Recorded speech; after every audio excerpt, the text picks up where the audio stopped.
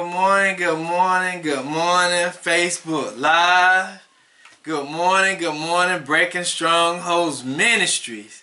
Happy Shabbat, a happy Sabbath day. This is the day that He has made, so be glad and rejoice in it.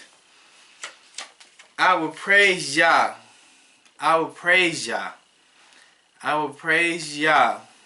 I will praise Him. With all the things that we see going on today, all the things that we see happening in this world today, there's no other way, there's no other thing but to praise Yahuwah in the situations that we're in today. If you're going after the world, you're going after wickedness. This morning, Yahuwah put on my spirit as I was studying, and he said, compromising your soul is a temporary satisfaction, but it is an eternal death. Compromising your soul for a temporary satisfaction is an eternal death. That's what he put on my heart this morning as I was, getting ready to study His Word, and I was just studying Him this morning, and just studying Him, trying to figure out what He want me to teach on and things of that nature. But what got me to that point is that He woke me up at 2:30 this morning. He woke me up at 2:30. He gave me a strong nudge on my leg, and as if somebody was pushing to wake me up. And I knew that when He pushed me on the leg and I looked up and there wasn't nobody around but Him, nobody was around my bed, I knew that it was Him speaking to me this morning. Sometime when we get that strong nudge around 2 or 3 o'clock in the morning, it's the Ruach speaking to us, telling us that we need to get up. Either we need to get up and start praying, or we need to get up and start doing things that we need to do. Because we have to remember that when we look at the movie Harriet Tubman, or the railroad, Underground Railroads, in a situation like that, they always had to leave at night. They always had to leave at night, in the middle of the night, because everybody be waking up during the daytime hours. So she had to leave in the middle of the night to get wherever she needed to go. The children of Israel left in the middle of the night to get where they had to go. They had to leave Egypt. They left in the middle of the night. And He was just speaking to me this morning about when He give me that strong nudge in the middle of the night. That strong nudge means that, hey, you gotta go. And I may not know where I gotta go, but I gotta go. So this morning when He woke me up and gave me that strong nudge, He showed me that, hey, this is my attention grabber for you to do whatever you gotta do. But this morning I prayed. But I know there's gonna be some times where He may give me a strong nudge where I may have to go. So in this time here, we need to be praising Yahuwah. We need to be praising Him for all the things that we see going on in the world today. All the things that we see that's happening in the world. We need to be praising Him. He also gave me something this morning. He said, we are in a moment of proving who we are as the sons and daughters of the Messiah. And it says we are seeing scriptures play out right in front of our eyes. And a lot of people cannot even see it. That's what he gave me this morning. He said, we are seeing scriptures play out right in front of our eyes, but a lot of people can't even see it. They still so intertwined in the world, they can't even see revelation happening right in front of them. But let us turn to the book of Exodus, the book of Shema, the book of Exodus, chapter 20, and verses 1 through 17. And it reads, Elohim spake all these words, saying, I am Yahuwah thy Elohim, which have brought thee out of the land of Mizraim, out of the house of bondage. Thou shalt have no other Els before me. Thou shalt not make unto thee any carved or graved image or any likeness that is in the heavens above, or that is in the earth beneath, or that is in the water under the earth. Thou shalt not bow down thyself to them, nor serve them, for I, Yahuwah thy Elohim, a jealous El, visiting the sins of the fathers upon the children, unto the third and fourth of them that hate me, and showing mercy unto thousands of them that love me, and keep my commandments. Thou shalt not take the name of Yahuwah thy Elohim in vain, for Yahuwah will not hold him guiltless that taketh his name in vain. Remember the Shabbat, to keep it Kadosh. 6 days shalt thou labor and do all thy works. But the seventh day is the Shabbat of Yahuwah thy Elohim. Thou shalt not do any work, thou nor thy sons, nor thy daughters, thy manservants, nor thy maidservants, nor thy cattle, nor thy strangers that is within thy gates. For 6 days Yahuwah made the Shemiams and earth, the sea, and all that in them, and rested the seventh day. Wherefore Yahuwah blessed the Shabbat and kadished it. Honor thy fathers and thy mothers, that thy days be prolonged upon the land which Yahuwah thy Elohim giveth thee. Thou shalt not kill, thou shalt not commit adultery, thou shalt not steal, thou shalt not bear false witness against thy neighbor.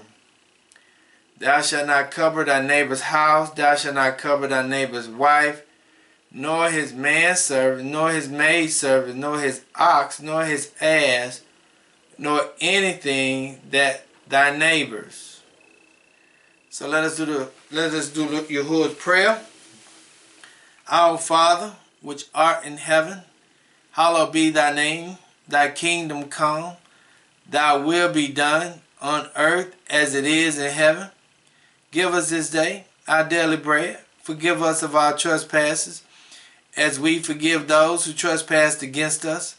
Lead us not into temptation, but deliver us from evil. Thine to your kingdom, power to your glory, forever and ever. So let it be. Good morning, Breaking Strongholds Ministries. Good morning, Facebook Live. Happy Shabbat, happy Shabbat. It's good to be back on Facebook Live. I was just doing some things last week. The reason why I wasn't on last week, I had to take care of some issues. And so I am back today. So if you could turn the word of Yahuwah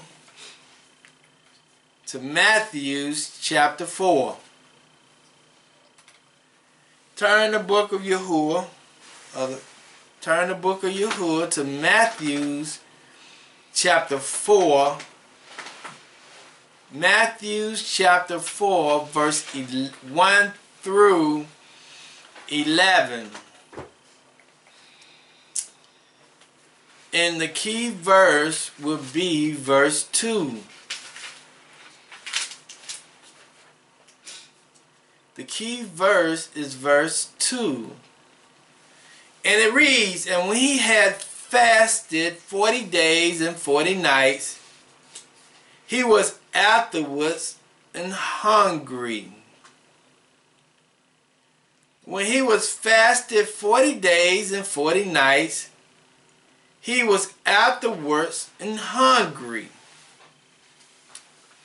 If I may give a title to the text this morning, the title of the text is, "The Hour of Temptation is Here." The hour of temptation is here. We have to make the right decision. The hour of temptation is here. We have to make the right decision. And if I may give some words this morning, the word temptation means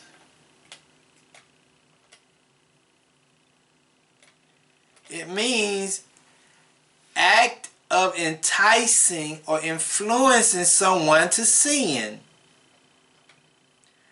Also an experience or state of being tempted by argument, by flattering, or by offer of some real or apparent good. Understand that. By the offer of some real or apparent good.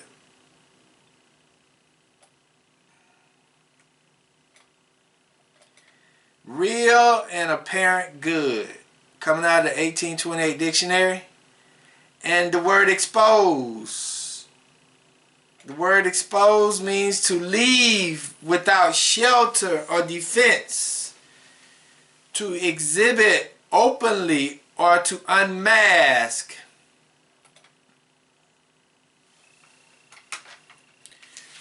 To leave without shelter or defense. To exhibit openly or to unmask. Let me read you something he gave me this morning. Temptation exposed the hearts and minds of the person who is doing the tempting, but it also exposed the person who accept or deny the temptation.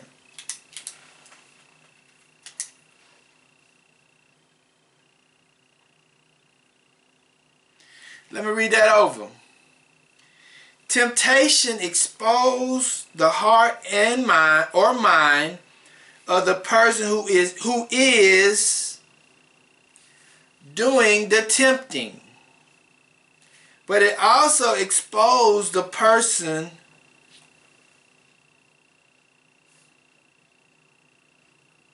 who accept or deny the temptation. That's deep. Okay, so let us go to the book of Matthew, chapter 1, and we're talking, right? This is right after the Messiah was baptized by John the Baptist. This is right when John the Baptist was saying that here comes a man whose shoes I'm not even worthy to lace. Understand that John the Baptist is and was the cousin of the Messiah. They was born 6 months apart. But John the Baptist also had a responsibility just as well as the Messiah. John the Baptist was preparing the people for the Messiah because he would always try to get the people to be baptized. He was telling you, baptized because the kingdom is at hand. John the Baptist understood. It says in verse 3 and 6, it says, were baptized in him in Jordan, confessing their sins. But when he saw many of the Pharisees and Sadducees come to his baptism, he said unto them, O generation of vipers, who has warned you to flee from the wrath to come? John the Baptist was a man of Yahuwah who was the forewarner, the forerunner of the Messiah. The Messiah had to go through John the Baptist's baptisms in order for everything to be fulfilled. So when the Messiah came out of the water, the skies cracked open, the doves descended upon him, and Yahuwah said, "This is my son, whom I am well pleased." Understanding at that point there, Yahuwah was very pleased with his son, Yehoshua. And he understood that Yehoshua had a mission to do. And part of the mission was to be sent in the wilderness, to be tempted and tried. And see, a wilderness is a place of desert, a dry place. A dry place where it seems that there's no growth. It seems that there's nothing going on. A dry place, nothing growing, no rain coming, no things to eat. Only you and the Messiah is in the wilderness. And see, everyone has been in a wilderness. I definitely have been in a wilderness. And if you don't understand when you are in a wilderness and understand what you need to do when you're in that wilderness, you will get distracted, you will lose focus, you will do things that is out of the will of Yahuwah. And that is something we have to understand. The last 18, 19 months, people felt like they was in a wilderness or a dry place. They felt like their freedoms was taken away. Because when you're in a dry place, the things that you're used to doing, you're not able to do anymore. You're not able to go to the places and eat the way you want to eat, watch the movies you want to watch, go out and spend and be the way you want to be. But when you're in that wilderness, it is a moment and a time for you to be tried and tempted to see how you really truly feel about life. See how you really truly feel about Yahuwah. See how you really truly feel about your condition. Because in verse 2 in chapter 4, it tells you his conditions. It tells you, let me go ahead and start and read in chapter 4 in Matthew verse 1. It said, "Then Yahushua led up. Then was Yahushua led up of the Spirit, or by the Spirit, into the dry place or wilderness to be tempted by the devil," a part of the devil. Understand that we are going to be put in a situation, we're going to be put in a condition where we're going to be tempted to do some things that we should not do. Okay? And then it says, the situation, the location is the wilderness. The location is the wilderness. A location is a dry desert place. Deserted, disastrous place. You're going to be in a location where you're going to be, okay, in a disastrous place. Verse 2, it says, "And when he had fasted 40 days and 40 nights, that was the time period that he was in the wilderness." You're going to be in a dry place for a certain amount of time. He was afterwards in hunger. That was his condition. And he was afterwards in hunger. He was in a location for a certain amount of time, and his physical conditions was hungry.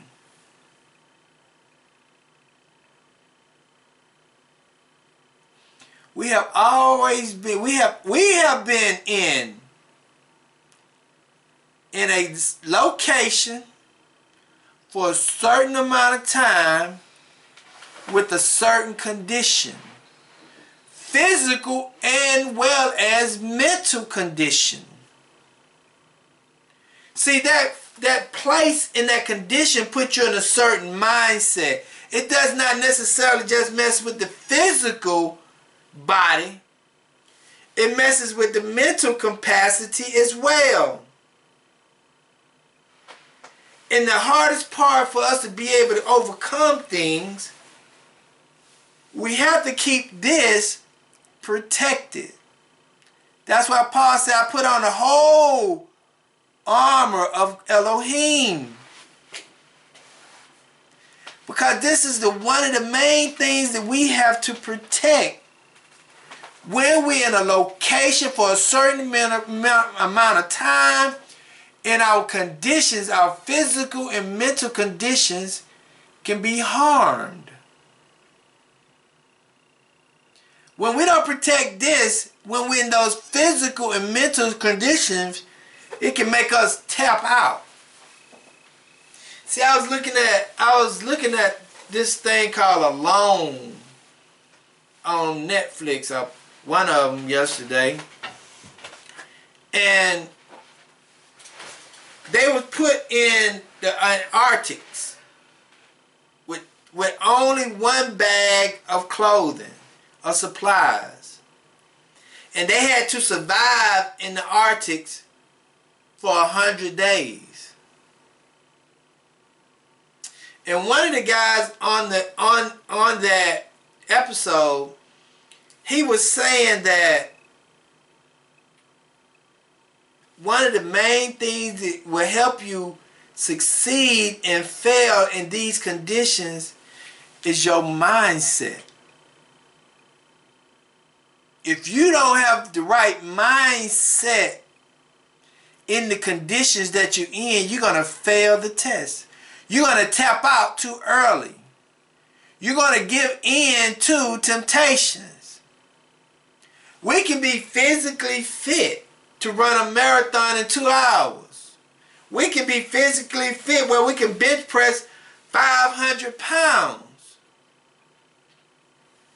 Goliath was much bigger than David when they got into a fight, but David's mindset was totally different than Goliath.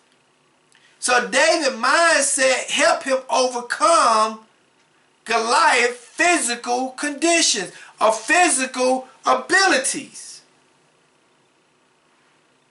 It doesn't matter how physically strong you are as a person. If you're not mentally strong, you will lose the battle every time. And see, that's right. See, right now, that's what's really taking on the society. It's not a physical. It's a mental fight. It's a mental battle. It's fighting for the mind so that they can control the body. So if we're not able to have a strong mental capacity and belief or faith, we're going to fail the test every time. We're going to lose those fights. So let us go to verse 4. Let us go to verse 3 in chapter 4 in Matthew, and it reads, and when the tempter came to him, we're talking about the devil, the Hashatan. The devil came to Yehoshua just the same as he came to Eve in the garden, to do the same thing to Eve that he tried to do the same thing to Yehoshua that he did to Eve in the garden. But Yehoshua was in a desert, a dry place. Eve was in the garden. Both of them was creation of Elohim. Both of them was in a certain location. Both of them was there for a certain period of time. And Eve's conditions was totally different than the Messiah's conditions. Okay. And he said, if thou be the son of Elohim, command that these stones be made bread. The word if, it means to prove, not to doubt. The word if in this situation here means to, that's why he said prove. It's like he said, prove to me that thou is the son of Elohim. He's not doubting him to be the son of Elohim. He's asking he's asking the Messiah to prove that he is the son of Elohim. That's why he's asking him to turn the stone into bread. Show me who you are by your actions. Show me who you are by your abilities. That is what the Hashatan is saying to the Messiah. Show me. Prove it to me. That's what this parable, that's what this verse is saying. If thou be the son of Elohim, command that these stones be made bread. Now when you know who you are, and they know who you are, they're going to try to get you to do things that you should not do. They're going to tempt you in so many ways to make you compromise you for their benefit. Excuse me. And we're talking about and the reason why he's doing this is because we got to understand that the Messiah conditions is he physically is hungry. So the first thing that the Hashatan is doing, he's attacking him mentally with one of his physical defects.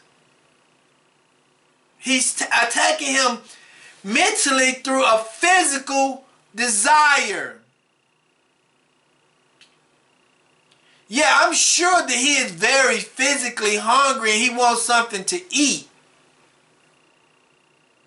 But he says, when the tempter came to him, he said, prove if thou be the son of Elohim, command that these stones be made bread. Why did he say that? Why did he say bread first?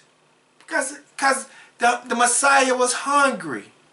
He wanted something to eat. He hadn't ate in 40 days. Okay, and it says, listen to the response. And we're talking about the physical condition. See, the Hashatan is going to come. And I want us to understand something. I'm not going to go into detail because I'm tired of getting dinged. I'm tired of my page getting hacked. I'm tired of it breaking up into this, that, and the other. You just got to read between the lines. Understand and listen to what I'm saying. We just been in a physical condition, or we've been in a dry place for a certain amount of time in a certain condition. Related to today, okay? But he answered and said, this is what the Messiah said. But he answered and said, the Messiah answered and said, is it written, man shall not live by bread alone, but by every word that proceeded out of the mouth of Elohim? This was his response to the tempter, to the devil. Meaning that we can't always just live by the physical, nutritional bodies and think that we will be okay. See, we got to feed that spirit, that ruah that's in us. We got to feed that spirit. We got to feed that spiritual word. We got to feed our. We got to feed the physical. We got to feed the spiritual spirit in us with the word. When we're in a physical condition, we got to feed it with the physical. But when we're in a spiritual condition, we got to feed it with the word. See, a lot of people make decisions based off the physical and not the spiritual. Let's go to Exodus 16. Let's go to Exodus 16 and 8. See, this is when the children of Israel was coming out of Egypt. Not realizing that, hey, something special had to open up the Red Sea so that we can go through it. Something bigger than us had to do that. Something bigger than us had to send Moshe down to Mizraim and bring on up plagues in that location. Something bigger than us had to deliver us out of the hands of Pharaoh and kill him in the Red Sea. But they wasn't looking at that from a physical, from a spiritual point of view. They was looking at it from a physical point of view. And see, when you look at the old covenant, it's all physical. It's telling you that the people could never overcome anything from the physical perspective. They could never overcome anything spiritual through the physical means. You can't do it. So when you try to fight the physical, when you try to fight the spiritual with physical, you're going to lose every time. And when you try to fight the spiritual with the physical, you're going to win. But it's greater. It's talking about, it says in Exodus 16 and 8, it says, and Moshe said, when Yahuwah shall give you in the evening flesh to eat, and in the morning bread to the full, for that Yahuwah heareth your murmuring, would ye murmur against him? What are we? Your murmuring are not against us, but against Yahuwah. And Moshe spake unto Aaron, saying unto all the congregation of the children of Israel, come near before Yahuwah, for he has heard your murmuring. And it came to pass, as Aaron spake unto the whole congregation of the children of Israel, that they looked towards the wilderness, and behold, the glory of Yahuwah appeared in the clouds. See, at this point, Yahuwah gave them bread to eat, mammon. He gave them mammon to eat in the wilderness. So that's why Yehoshua was not concerned about the physical, because he understood that Yahuwah would give him his physical nutrition. Yehoshua understood that Yahuwah was going to provide for him because that's his son. So he wasn't worried about the physical aspects of life.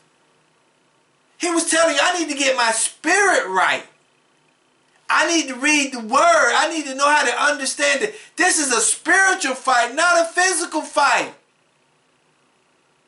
I see panhandlers on the street every day in the same location, and they still being provided for. They may not get the same amount of money every day, but they're getting enough money to buy them something to eat so they can survive every day. And they still have different clothes on their backs. They still have different foods on their, different shoes on their feet, and they still are able to survive. So if he's able to take care of the panhandlers on the corners, what makes you think he won't be able to provide for you physically? What give you the notion that you got to give in to somebody because of what they're presenting to you sounds better than what you have?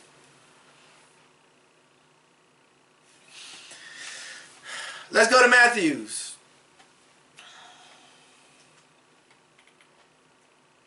(14). And see, a lot of people have given in to the temptation and did things that they never should have done. Matthew's 14, 15, and 16. And it says, listen to this. And Yehoshua went forth and saw a great multitude and was moved with compassion towards them. And he healed their sick. And when it was evening, his disciples came to him saying, this is a desert place, a dry place, and the time is now past. Send the multitude away, that they may go into the village and buy themselves victuals, buy them some food to eat. But Yehoshua said unto them, they need not depart. Give ye them to eat. And they said unto him, we have here but 5 loaves and 2 fishes. And he said, bring them hither to me. The people was in a dry place, following Yehoshua, following him, and they was hungry. And he understood that they was hungry following him. So what did he do? Did he send them away hungry? Or did he feed them when they was hungry?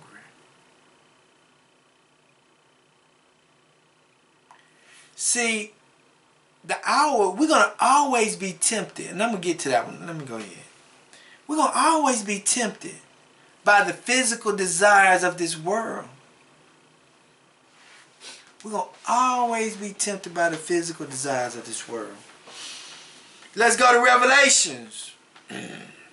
Let me finish reading. It says, and he commanded the multitude to sit down on the grass. Listen to this. And took the 5 loaves and 2 fishes and looked up towards the shimeams. He baraked and broke and brake and gave the loaves to his taught ones, and the taught ones to the multitudes. And they did all eat. And they did all eat. And they did all eat and were filled. And they took up of the fragments that were made 12 baskets full. And they that had eaten were about 5,000 men, besides women and children. So you probably saying he fed over 12,000 people. Because it says, they that had eaten were about 5,000 men, besides women and children. So when we put our faith, or when we put our trust and our belief in the Messiah, we don't have to worry about being tempted, because we know that the temper comes from the devil. But we know that he will provide for us in a time of need. Let's go to Revelations.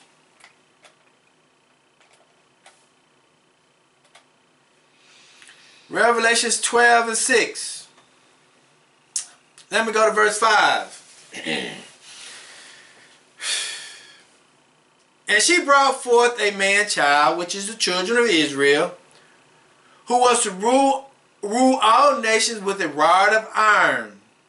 And her child was caught up unto Elohim and his throne. Listen. And the woman fled into the wilderness, a dry place, a desert, where she has a place prepared of Elohim, that they should feed her there 1,260 days, 1,260 days.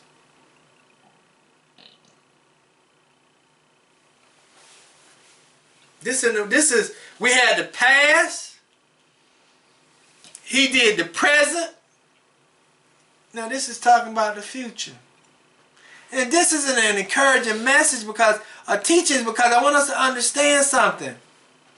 That the temper is going to come and entice you to do things because he see your physical conditions are hungry. You're hungry for something. You have a physical desire to have something. So he's going to tempt you with whatever you desire and see if you're going to go forward or not. And when you decide to go for it, or when you don't decide to go for it, it's going to show you certain things about you. And we got to look at the people. Look at society. Let's go back to Matthew chapter 4. The first three verses, the first verses was talking about the physical nutritional part. Everybody have them. Everybody gonna fall prey to them. Just what you want to do. The physical aspects of life. Okay? Now, the second part is talking about the physical protection. The physical protection.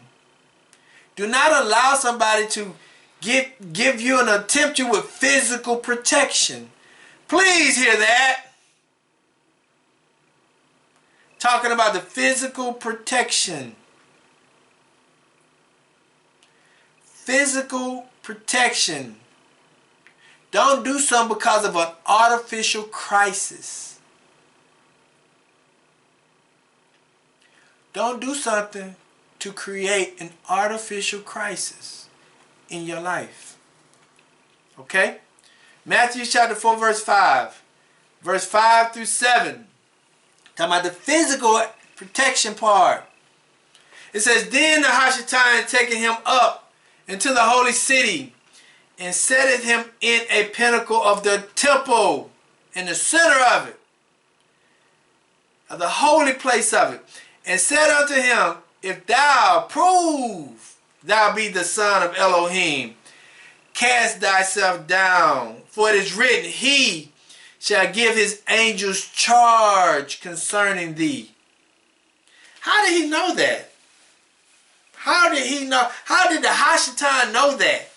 For him to make that statement.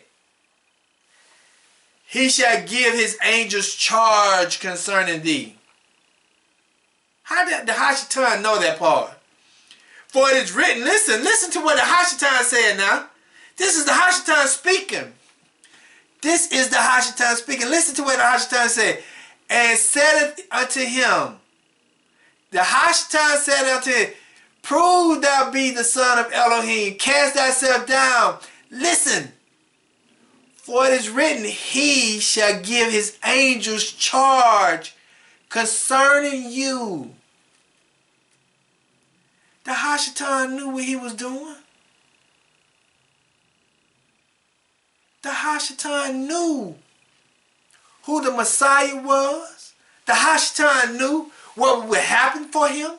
The Hashatan knew all these things about the Messiah.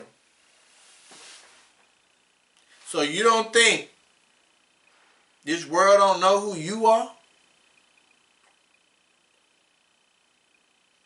So you don't think that they know the 400-year prophecy? So you don't know, so you don't think they know what they're doing?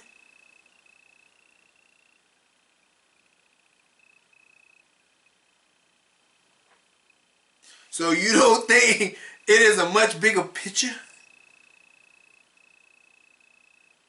Because if the Hashatan knew who the Messiah was, do you think the world know who you are? Because he said, I sent them to the four corners of the earth.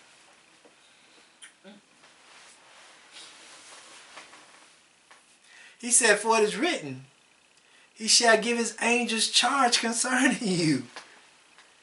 And in hands they shall bear thee up. He even knew what the angels would do for him. Listen. And in their hands they shall bear thee up, lest at any time thou dash thy foot against a stone. The Hashatan knew that Yahuwah would protect Yehosha. The people know if we follow the commandments, the law, statutes, and commandments, they know we'll be protected.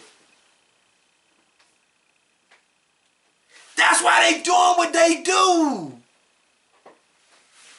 But we fail to realize that. We fail to recognize that.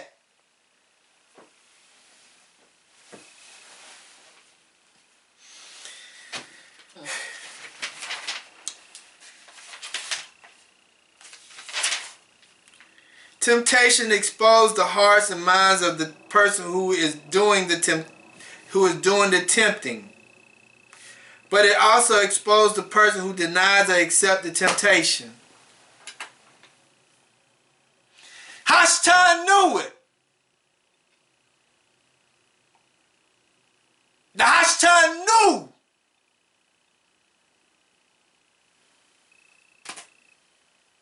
Let's see what the Messiah reply was. And Yehosha said unto him. Now listen to what he say. Because we got to understand, when they come at us with a temptation, we got to go back then with the word. When they come to us with something, we got to go back with it. When they come back to us with something, we got to go back to them. We cannot allow them to continue to tell us certain things and we not dispute it. Because that's what it's doing. That's what the Messiah is doing. Okay, you tempted me with your word. You're tempting me with my own words, but I'm going to tempt you. I'm going to tell you. I'm going to set you straight with the same words that you're tempting me with. And then read, and Yehosha said unto him, it is written again, thou shalt not tempt Yahuwah thy Elohim. Don't put yourself in a situation and say, oh, I'm just going to pray. And hope I'll be okay. And hope I'll be all right. That is an artificial crisis. But when you pray, did you get an answer? If you didn't get an answer, don't move. Because you can ask many people, did you get an answer? No, I ain't getting no answer. Well, why you move? Why you didn't move until you got an answer? That's an artificial crisis that you just created in your life.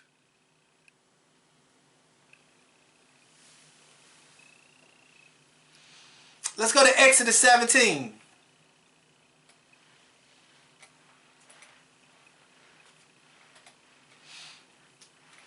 Exodus 17, 8 through 13.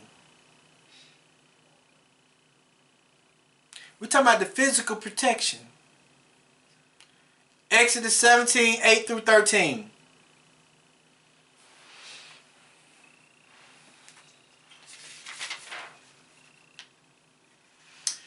Then came Amalek and fought with Israel in Rephidim.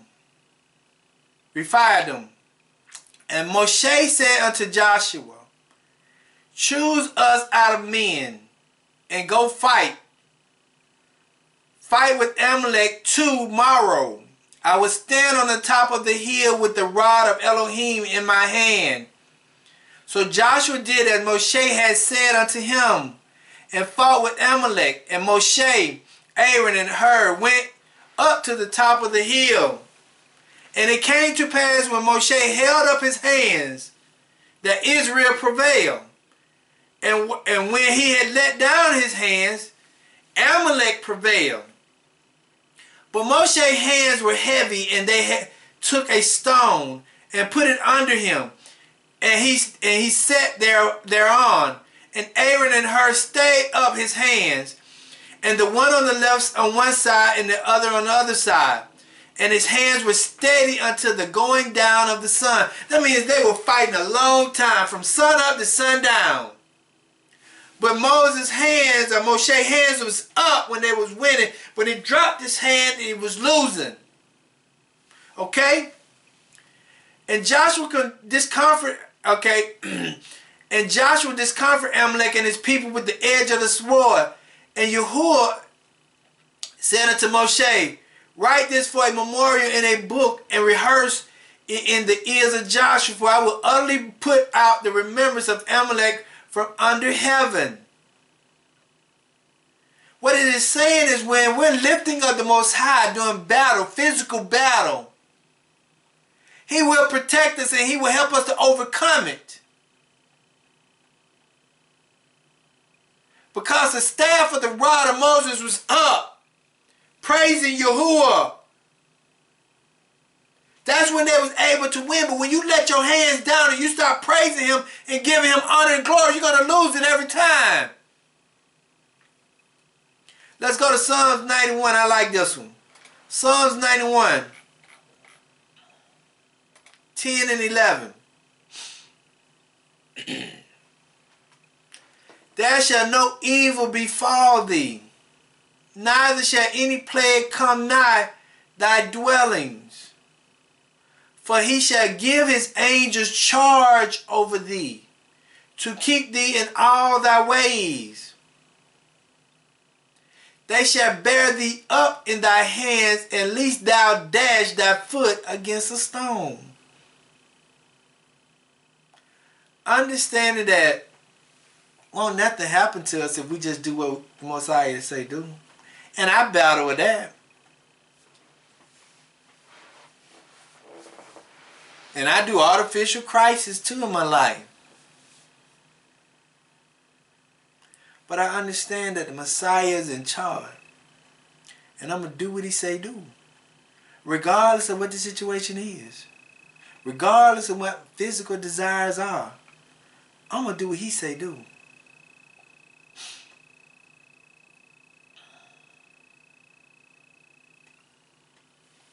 Let's go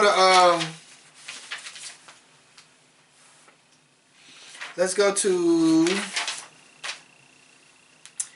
Matthew's 26.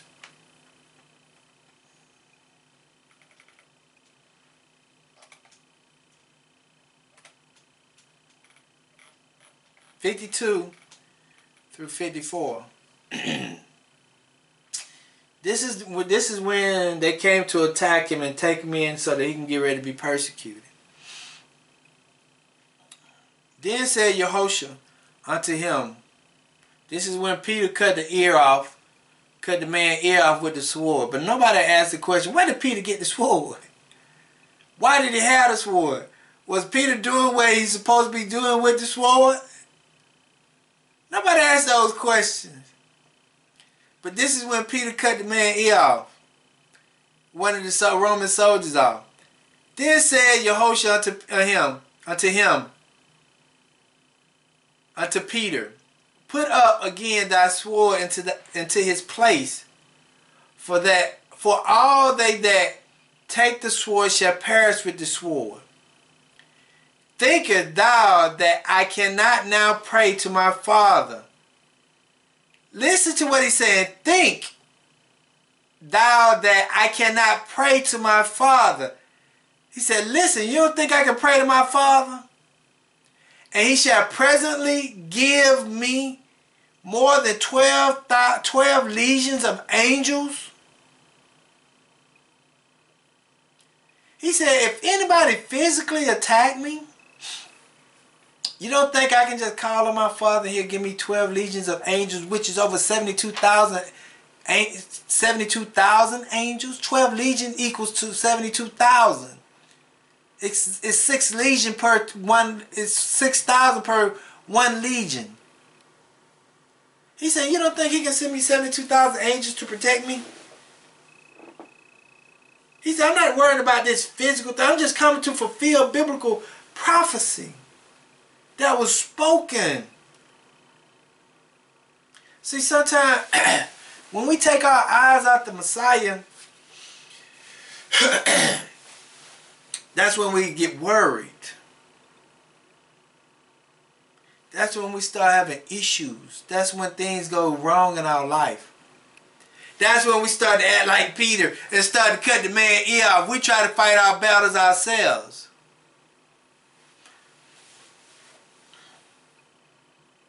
He said, I can't get 12,000 legions, man. I can get 12,000 angels to protect me.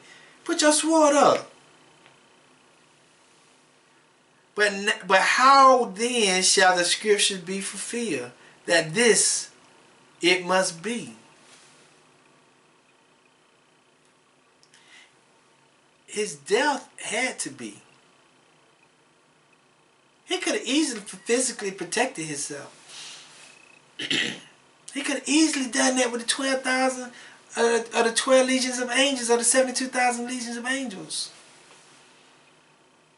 But when we have praying to Him, He protects us. We don't have to physically worry about things in this world. Let's go to Revelations.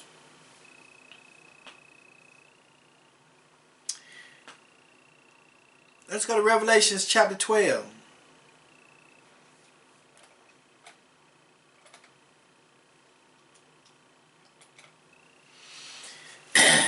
Verse 16.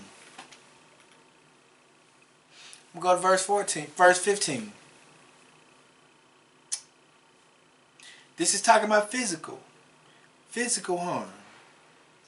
Don't put yourself in an artificial crisis and want the Most High to help you out. Don't put yourself in a situation He didn't tell you to put yourself in and then He gonna bail you out, because that ain't gonna happen. Oh, I'm gonna pray to the Lord. Did He give you an answer? No, don't move. Stand still. And the serpent cast out his mouth water as a flood after the woman. The flood is a physical. The water is physical. The woman is physical. But that he might cause her to be carried away of the flood. Physical. And the earth opened, and the earth helped the woman. And the earth helped the woman. And the earth helped the woman. And the earth opened her mouth and swallowed up the flood which the dragon cast out of her mouth.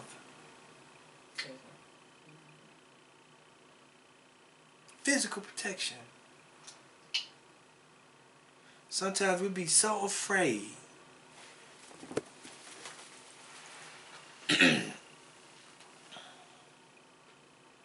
But if we just put our own life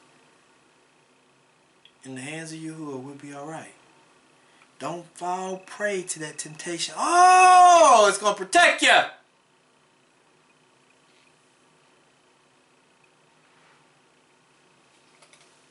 Let's go back to Matthew.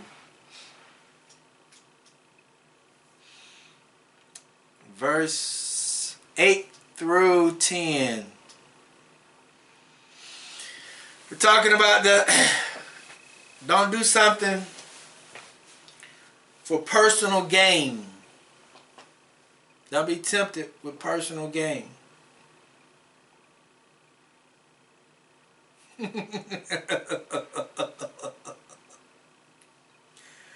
Don't do nothing. Don't be tempted for personal gain. Understand that. Understand everything that's been going on. Understand people been in prison. Understand the lottery. Understand six-packs. Understand marijuana. Don't be put in situations for physical gain. That's right, Nancy.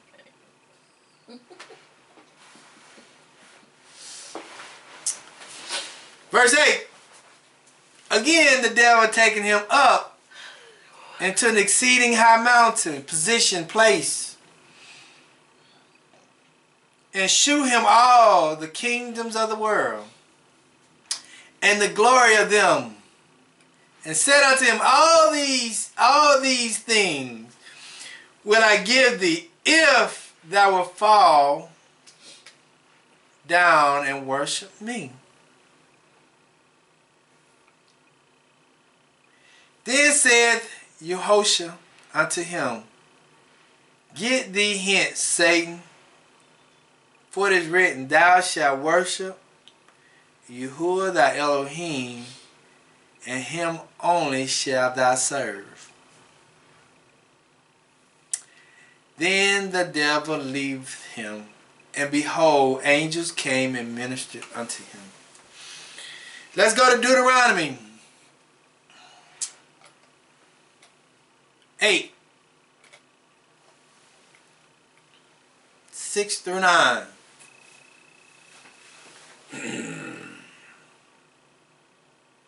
Don't do nothing for personal gain. He said your anointings or your blessings or your gift will make room for you. You don't have to sacrifice your soul in order to be able to receive blessings. What good does it for a man to gain the whole world but to lose his soul? He said, be not afraid of a man that could kill the physical or the body, but be afraid of those who can kill the physical and the spirit. Deuteronomy 8, 6 through 9, it says, therefore thou shalt keep the commandments of Yahuwah thy Elohim, to walk in his ways and to fear him. For Yahuwah thy Elohim bringeth thee into a good land, a land of brook of water, of fountains of deep, and that spring out of valleys and of hills, a land of wheat, barley, vines, and fig trees, and pomegranates, and a land of olive oils and honeys. Only thing we got to do is keep his commandment, and he will bless us materially. He will provide food. And it go on down and tell you he will give you gold, he will give you iron, he will give you everything you need, if you just keep his commandments and walk in his ways. Not in the Hashatan way, but in his way. Matthews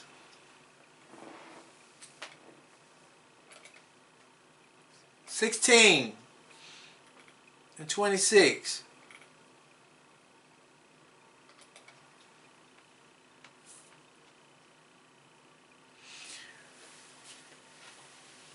I'm going to read it out of Luke chapter 9 verse 25, and it reads, it says, for what is a man advantage if he gains the whole world and lose himself or be cast away? Or for what is a man profit if he shall gain the whole world and lose his own soul? Or what shall a man give in exchange for his soul? What shall you give for your soul? Freedom that you already have?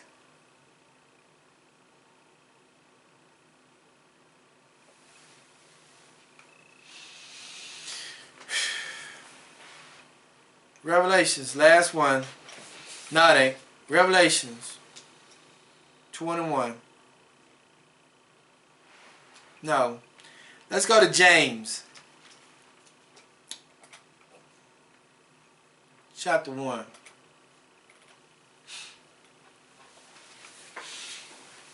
Because I want us to understand something. You're going to be tempted with the nourishments of the physical body. It ain't necessarily got to just be food. It ain't necessarily got to be cars, clothes, and houses. It's going to be all elements of the nourishments of the physical body. You're going to be tempted in that area. You're not just going to be tempted with physical protection, which is an artificial crisis.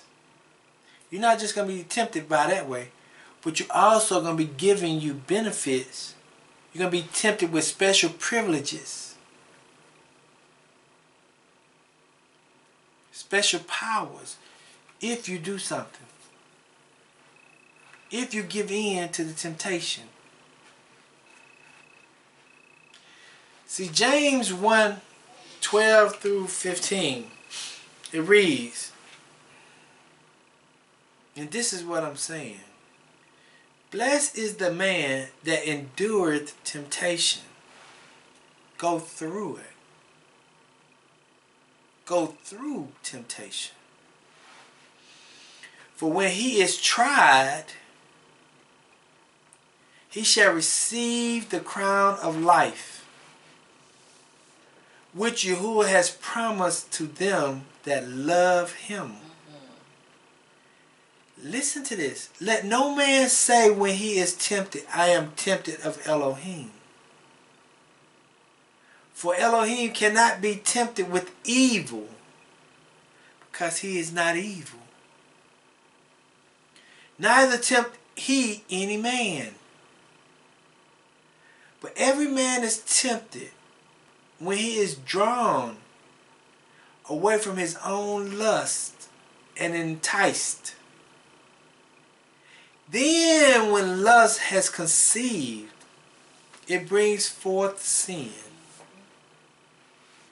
When it is finished, brings forth death. Everybody who has bitten into the temptation going to receive some form of death.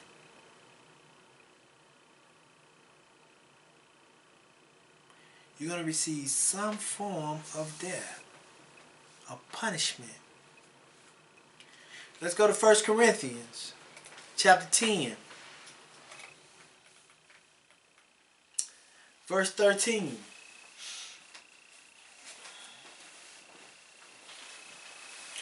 It says, there has no temptation taken you but such as is common to man.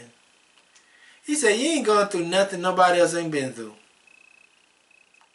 You're not going through anything different than anybody else is going through. Don't think your situation is more special than anybody else's, because it is not. Everybody has been tempted back in the days. So don't think that you, woe is me, I'm doing this. No, you're not. No, you ain't. No, you're not. You're going through the same thing.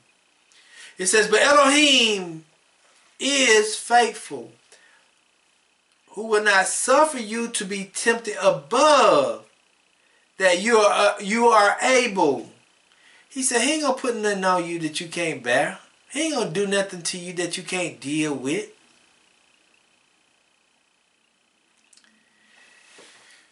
Do you remember when Abraham took Isaac and get ready to sacrifice him?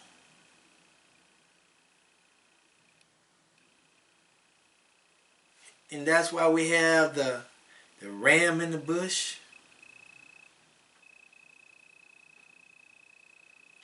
Listen, he said, but with the temptation also make a way to escape. The ram in the bush is always the way to escape the temptation, that ye may be able to bear it. See, Abraham didn't know what creator he was following. He was just following it. He was just being faithful.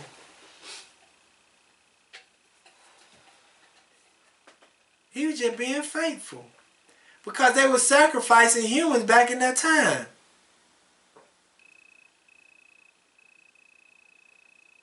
But he made a way for Abraham. He made a way for Abraham to escape that.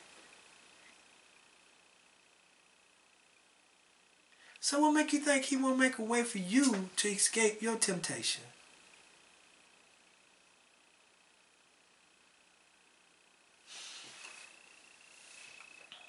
Luke 12. This last one.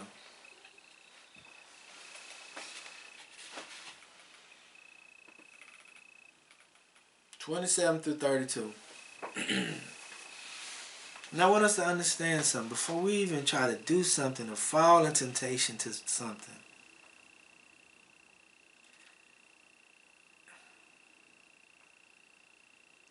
just understand who you are. He said, consider the lilies of how they grow. They toil not. They spin not. They do nothing to get what they are. And yet I say unto you that Solomon in all his glory was not arrayed like one of these. If then God so clothed the grass, which is today in the field, and tomorrow is cast into the oven, how much more will he clothe you? He's telling you, so what you tripping and worried about? If he did all these things for these other people, why you want to fall in temptation? Why you want to fall into this prey? Why you want to fall into this trap? Because of your physical desires? He said, I give it to you if you obey my commandments.